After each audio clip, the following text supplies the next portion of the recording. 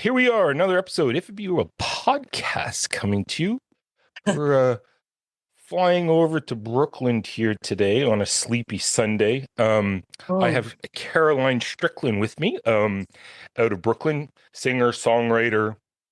It's like indie rock, folk. It tugs at many heartstrings, yeah, emotionally, but also rockingly. yeah. I read something, Carolyn, where it said um, that an electric guitar was something really important when it came into your life because you realized that you could rock it out now. Yeah, totally. It I started playing guitar when I was like 13 or 14, Yeah. and I was just playing on my dad's guitar when I was starting to learn, and then I got my own and it was an electric, and I was like, "Oh yeah, this is it." Took me a long time to get any good at it, but here we are. There you go. Well, practice makes perfect, right? Yeah. And if we were to rewind in time a little bit, Carolyn, where did music start to really percolate for you, or where did your awareness start to happen where music might be more than just, turning on the radio and listening to music, but Yeah. actually partaking in the development and production of music?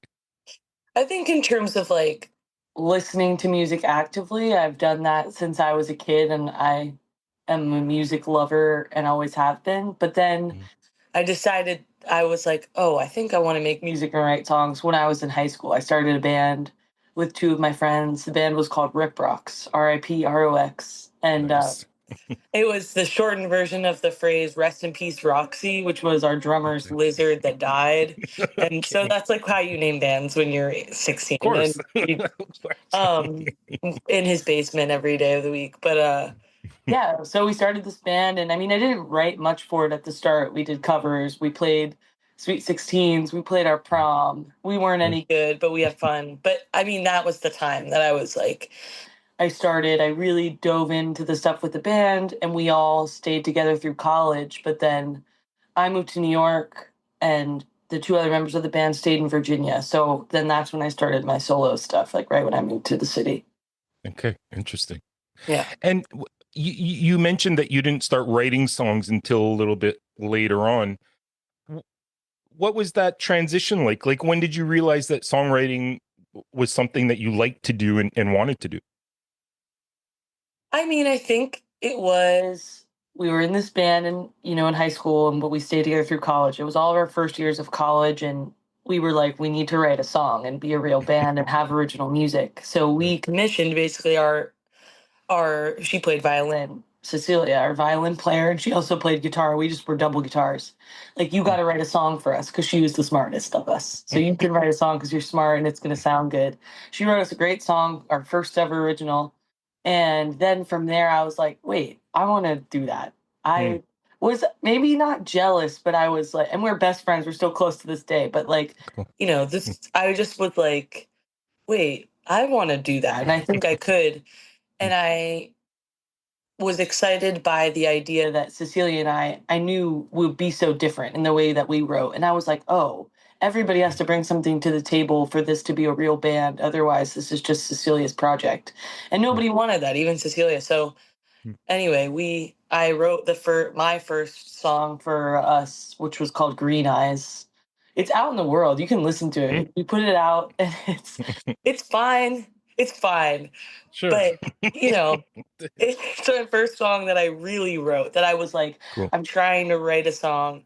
Yeah. And I don't know, I was 19. And so I just thought, my first idea of like what a song should be was like people should be able to dance to it. So I Hmm. was that was my like marker of if the song was good. If like Okay. when we played live, which was a lot, but like too very few people, I was like, am I getting them dancing? And Hmm. so that's was my goal. And were you successful with the first song? Sometimes, sometimes. I mean, Hit and it miss. just depended on the day, you Right. know. Right. Right. It's funny you say that too, that the first shows, in talking with a lot of musicians, they always say that they feel like they're on to something when people are showing up to their shows that they might not know. Like, Yeah, they've heard about you somehow or read something or whatever, that's the moment where they start started to feel like a band, when they didn't Yeah. have to invite everybody to the show. Right. That transition. And Yeah. how do you go about songwriting? Like, do you have a routine or a structure that you tend to follow when you're in your creative process? I think I don't. I think it really depends on like the era I'm in. Mm, Sometimes when I was young, I mean, I'm not much older now, but like a couple years ago when I was felt a lot younger, mm, things would just pour out all at the same time, like lyrics and music, and I would just get an idea and run with it. mm, Um, then I started playing more in other people's bands and doing work in theater a bit, and I started just playing guitar more. I also teach music, and so mm. playing guitar more made me like separate the Okay. music and the lyrics a bit. And Mm, so now, as I've gotten older, I think I take way more time and I'm not as urgent about it. So, in terms of like a process, I don't go in any particular order. Sometimes I have a lyric first, sometimes I have a melody first, mm.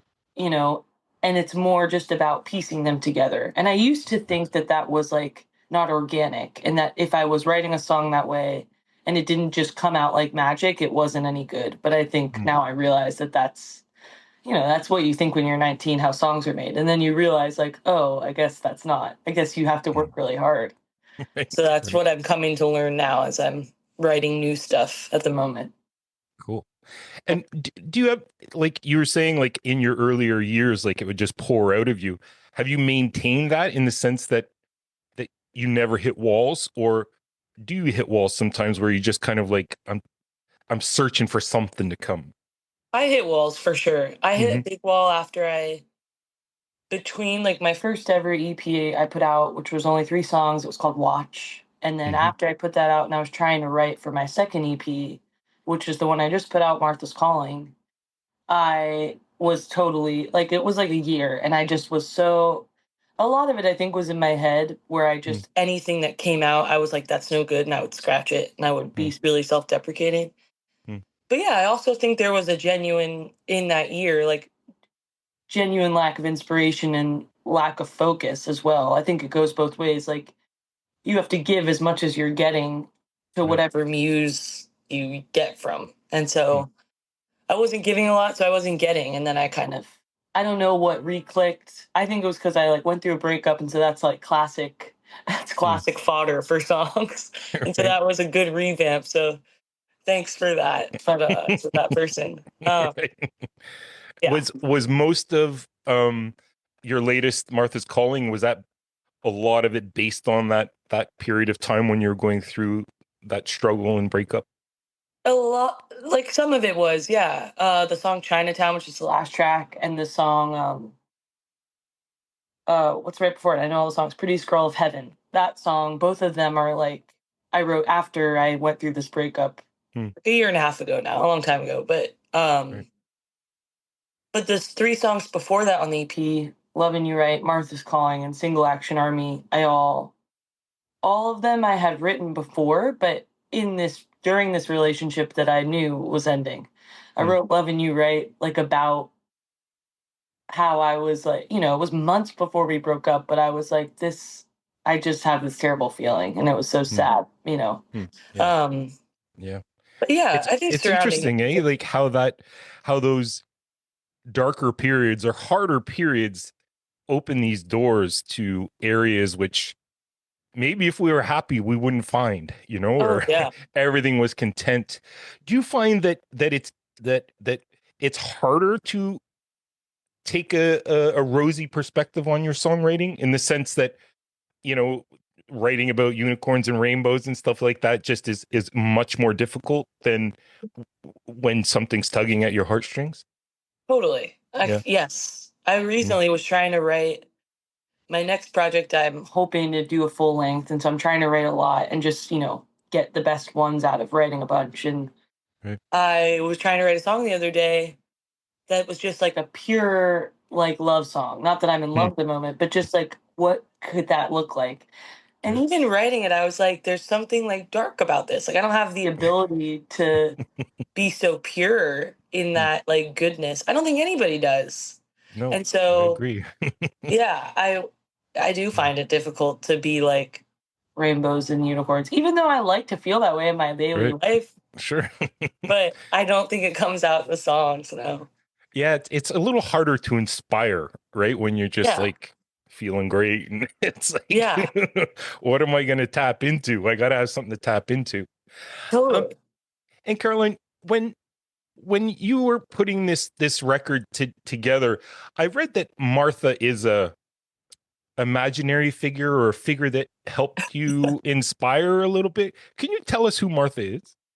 Yeah, it's so ambiguous. But Martha, so the whole thing started when I just like thought of the phrase Martha's calling. And it was Mm, kind of back in long enough ago that it was still like when I would like get ideas and I would think like this is just gonna pour out of me. Like, oh, there's my inspiration, right. I got it.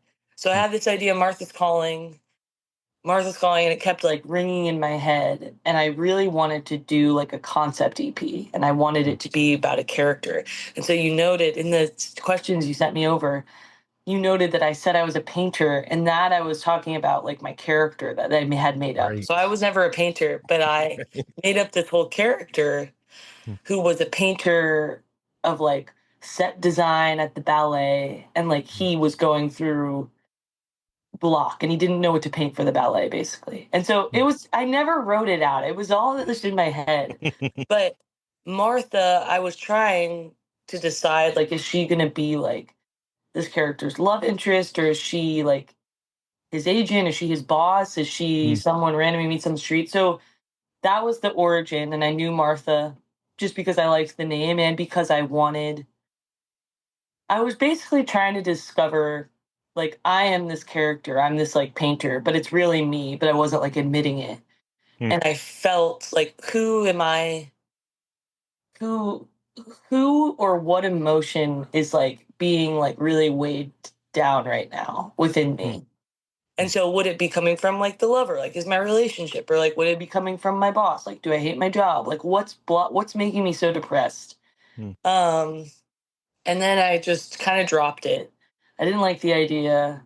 I couldn't write anything. I went through this breakup. I was random. Everything was just like not. It wasn't working. And then I just really decided. I was like, okay, Martha is just like my desire for a sign and something to save me. I think everybody like mm, wants there to be an answer and wants there to be like a figure to give you the answer. So that was who Martha was to me. I was like, Martha's mm, calling. Like, she's going to be the one to get me through this, and she's going to give me the answer. She's going to give me the songs.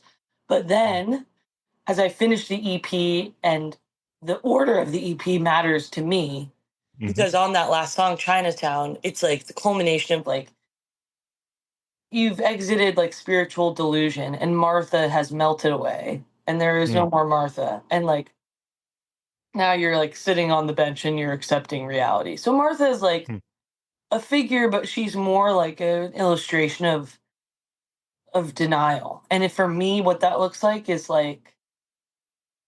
like spiritual delusion and like looking for signs and everything. mm. So I was like, Interesting. yeah, if that makes any Interesting. sense at Yeah, all. totally, totally. Like I get this idea too that it is it easier to write when you have a persona and it's not like directly attached to you or coming out of you, like you have this kind of filter almost where you can say no, it's not me, it's not Caroline, this is Martha talking, Yeah. or does that make things easier in the writing process or sharing intimate things or you know close things to your heart? I think it can. I think most of the songs are really from me, but I am like Martha is like there holding my hand. Like Hmm, it's less of hmm, like a filter and more with this EP. It was like she was like next to me. I don't know hmm, how to describe it. Not right, exactly that she was the main character, hmm, which is also something I wanted to play with, like writing to someone, like not a right, concept EP like about a fake character, but rather like a more meta take on it, where it's like I am really Carol. I'm really writing these songs, but I'm like hmm, making up this person about it.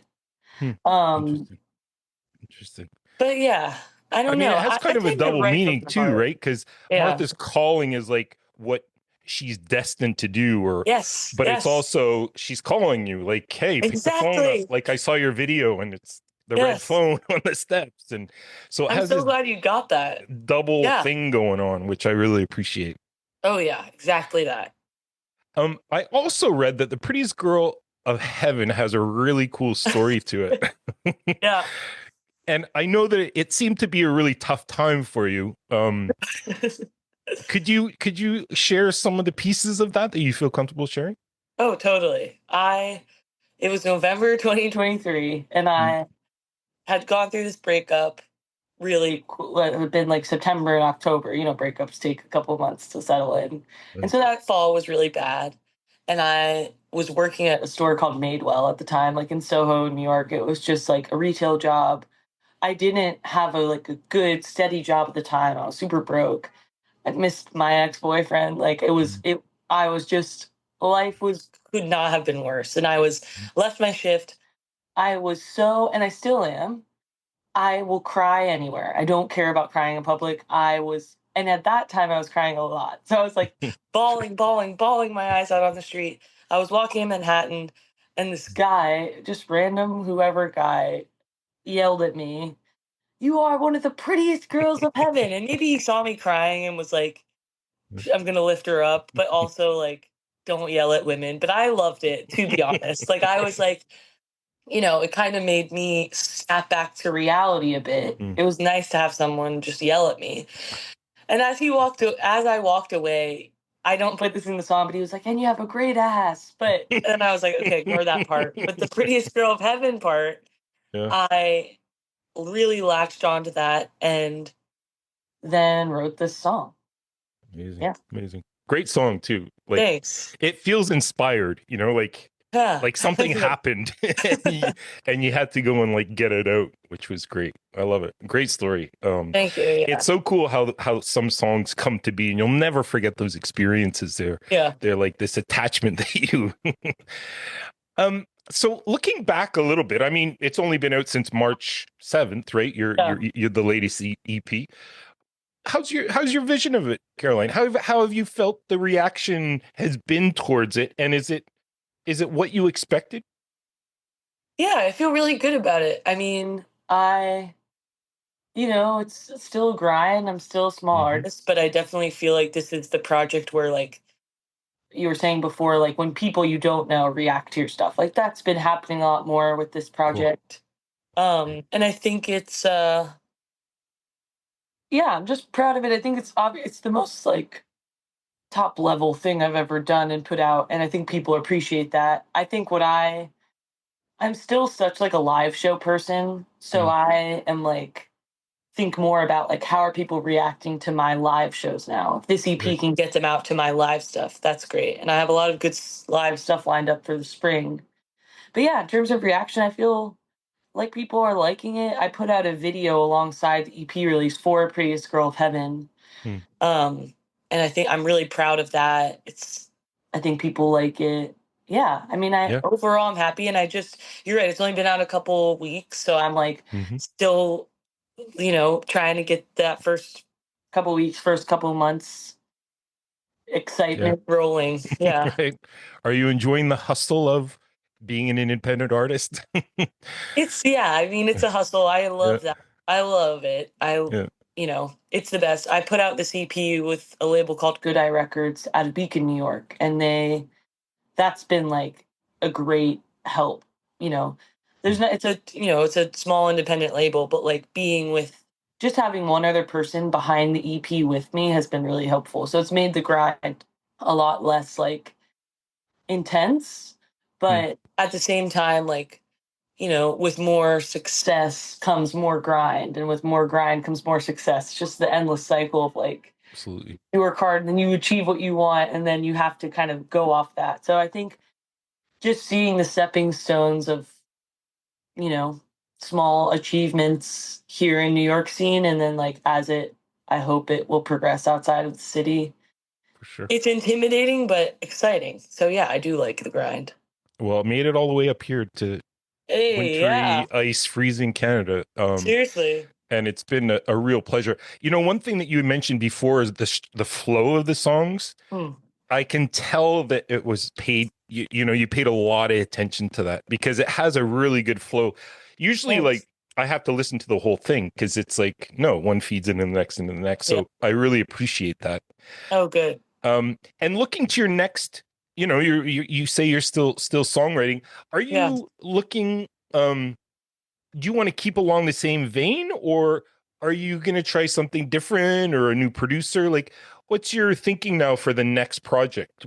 Like, how might it be a little bit different than what you just put out, Yeah, or I not? think that a lot of it, I think, will be the songs that I have so far that are like ready and done and that I've been playing live Mm, are, I think, like they're leaning more towards the indie rock, like away from the Martha's Calling track, which is like a bit softer and like mm, more gently produced, and then leaning more into like the Chinatown style of production, even Loving You Right, which both are just like kind of heavier. I mean, they're not heavy, yeah, but just like more classic guitar right, driven, right. like sharper tracks. And I think leaning into the rock is something I've wanted to do for a long time, like since finishing Martha's Calling a year ago or over a year ago. And then in terms of the songwriting, I think I'm excited to see what comes out of me. At first, like when I put this out, I was like, I have to write 9 songs right now, but I'm trying to be a bit more patient with myself. So I don't know. In terms of the content and the style of songwriting, we'll see what comes out of me in the next couple months. Interesting. Are you feeling inspired and creative these days? Yeah, in a way that I haven't Mm, experienced. It's not like sparks flying in my brain right, all the right. time, Mm, but like I was saying before, I've been doing a lot more music work outside of my own project. And I think that's really helpful because it just mm, keeps your body and brain in the practice. Like I play guitar in a right, couple bands, and just that alone, I don't know why. It just allows me to like more calmly face my own project mm, because it's not the only thing I like have the guitar outlet for anymore. So right, in terms of am I feeling inspired? Like some days, yeah, I wrote a song the other day, and like a lot of times I'll write a song and you know, I think that I won't stick with it, but then I ended up playing it live at a show and I was mm, like, okay, so maybe I do like it. mm, So it's just a lot less intense. I always feel like that word like inspired is can be so intense. And I'm like, I don't know if I'm right. inspired, but I'm definitely writing. Cool. Yeah, Well, you're growing your muscle, your creativity muscle, right? Like exactly. it definitely needs coaxing sometimes, and it just doesn't happen just boom out of the blue. It's Exactly. the experiences you gain and where you put yourself, and Yeah. I'm excited for you. I'm excited to hear what's coming down the road for you. So Thanks. just to close off, Carolyn, so you said you're going to be doing some shows as well over the spring, summertime? Yeah. I'm playing at Baby's All Right here in New York with an artist called Bria Salmena who just put out her solo debut on Sub Pop. Nice. Yeah, she's awesome. I've been a fan of her for like 4 years. I saw her open for Wolf Alice at Bowery Ballroom here in New York like 4 years ago, and Oh, I've stuck a fan. And so it's a great moment to have like yeah. an artist you Well, love. And so I'll open for a venue called Baby's All Right here in Brooklyn at the end of April, and then I'm doing a DIY tour with a band who's a good friend called Babe Lewis out of Virginia. nice. And we're just going to run up and down the East Coast in the US and play some basements. And yeah, that's at the beginning of May. So stay tuned for that if you're in the States. Cool, cool.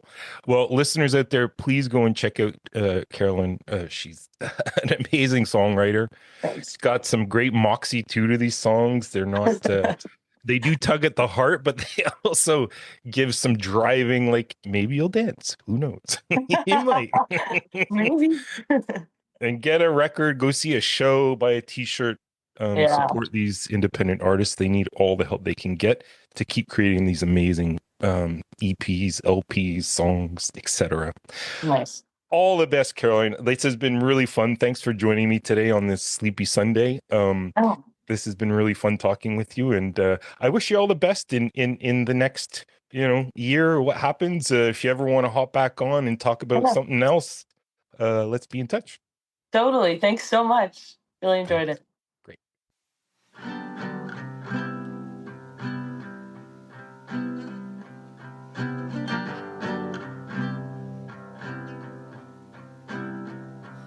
Baby Martha's calling again. She's asking, where have you gone? Where have you been? She's begging me to explain why you left.